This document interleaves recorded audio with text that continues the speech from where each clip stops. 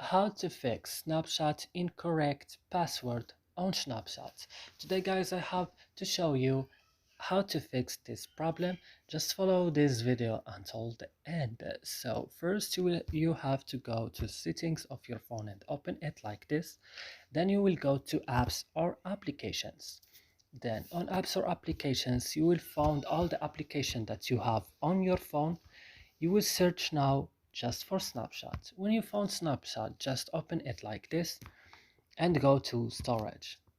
On storage, guys, you have to go to the last button, clear data, click OK, go back and click first tab and click OK and go back to your homepage of your phone and go to Play Store and update Snap again. And that's it. I hope this video is useful for you. Do not forget to like and subscribe in our channel. See you in another video.